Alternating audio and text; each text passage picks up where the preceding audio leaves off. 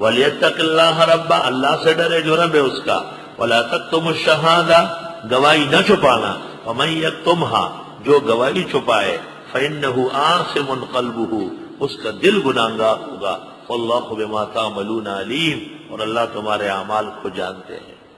آیت میں گروی کے مسائل بھی بیان کیے گئے ہیں، ہم نے خلاصہ ذکر کیا کہ اسلام نے اس کی حیثیت صرف اعتماد کی ہے، اور وہ آپ کے پاس امانت ہے، اصل تک پہنچتے ہی فوراً امانت واپس کر لو۔ عجیب بات یہ ہے کہ فرمایا گواہی نہ چھپانا، جو گواہی چھپائے اس کا دل گنہگار ہوگا۔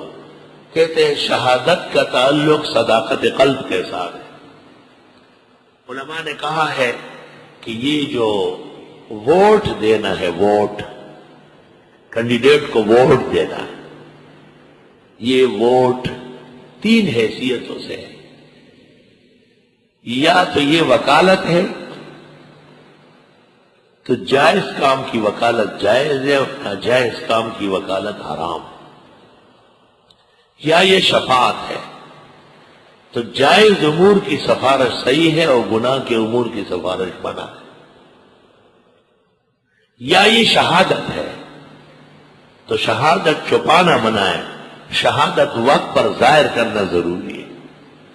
یہ مسئلہ تھا جو مولانا فضل الرحمان نے تبلیغی جماعت کے خالص و مخلص سلف کا نمونہ بھائی عبدالوہاب کو سمجھایا، اور اس کے نتیجے میں 15ویں صدی میں تبلیغی جماعت والے بھی ووٹ دینے پر اتر آئے اور مجلس عمل کے بھلے بھلے ہو گئے۔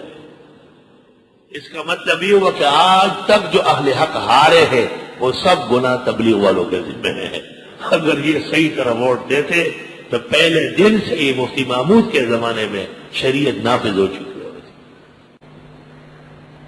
من یشفع شفاعتا حسنتا، جو کوئی سفارش کرے سفارش عمدہ، یکن لہ نصیب منہا، ہوگا اس کو بھی حصہ اس میں سے۔ سبحان اللہ۔ ووٹ دینا کسی فرد کو یا تو سفارش ہے تو جائز ہونا چاہیے، یا شہادت ہے تو سچی ہونا چاہیے، یا وکالت ہے تو جائز کام کی ہونا چاہیے۔ ووٹ دینا، مولانا متکلم بڑا ہے، بھائی عبدالوہاب کو قائل کر دیا اور ان کو کہا یا میں تبلیغ میں نکلوں گا، سیاست چھوڑوں گا، یا آپ کو قائل کر کے مجھے ووٹ دو گے۔ بھائی عبدالوہاب نے اپنی پوری زندگی میں اتنی بڑی نیکی نہیں کی ہوگی جو یہ کارنامہ انجام دے کر کے تبلیغ والوں جیسے لوگوں سے انہوں نے مجلس عمل کو ووٹ دلوایا۔ قیامت کے دن بھائی عبدالوہاب کی یہ نیکی سنہری کلمات کے ساتھ، اعلان کے ساتھ نشر ہوگی انشاءاللہ۔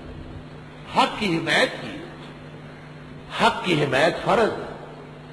ناراضگی اور بعض چیزوں پر نکتہ چینی وہ ہمارا حق ہے دلیل و برہان سے، مگر جماعت حق کی حمایت فرض ہے۔